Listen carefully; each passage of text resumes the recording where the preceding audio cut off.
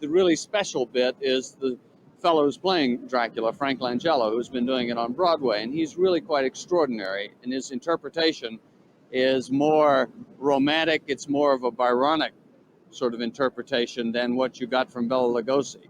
So we're trying to make a picture that's very romantic and yet will scare you at the same time. Now, John, this is, I know, your third feature film, isn't it? Mm-hmm. And the second one was Saturday Night Fever. Right. Now, it must be quite difficult to follow that. I mean, is this going to be as big?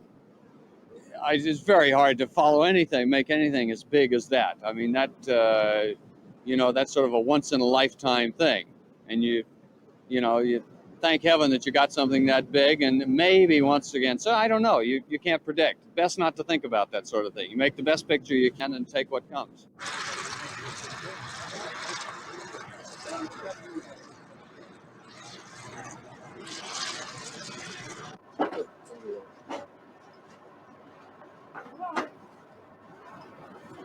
Gordon Arnell, you're the publicity director down here on location. It must be something of a nightmare to actually organise all the facilities that are needed.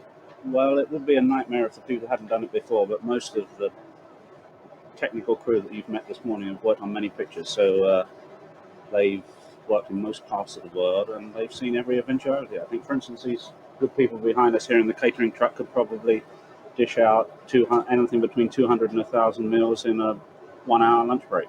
How many people have you actually got working down here on location? Well, including the construction crew that have built the wreck down there, I think we probably have 200 in the area over the past 7 weeks or so. Now, what sort of publicity sell is this Dracula film going to get? Is it going to be a real biggie? Well, yes. Anything of this nature, any period film these days costs a fortune to make. So obviously when it's ready, which will be July 1979, it will have an immense push, yes.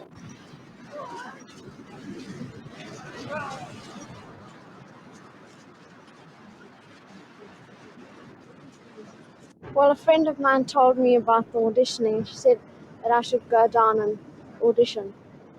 And what do you actually do when you're not being an extra? I'm still at school.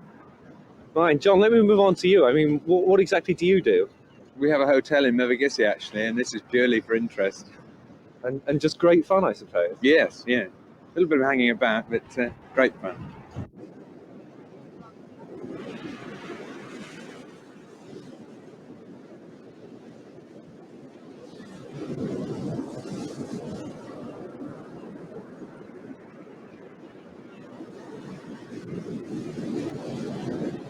Well, I do play good guys from time to time, you know.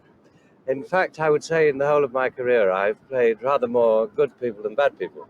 But you are sort of often remembered for things like Pontius Pilate and Himmler and... Well, because people remember bad people more than good people. That's because they're envious of bad people and don't care to emulate good people. Now, actually, I don't mind playing bad people because I don't really believe in the idea that there are good people around. most of the people I know are fairly evil. Are you very superstitious about working on a film like this? No, I'm not superstitious about anything.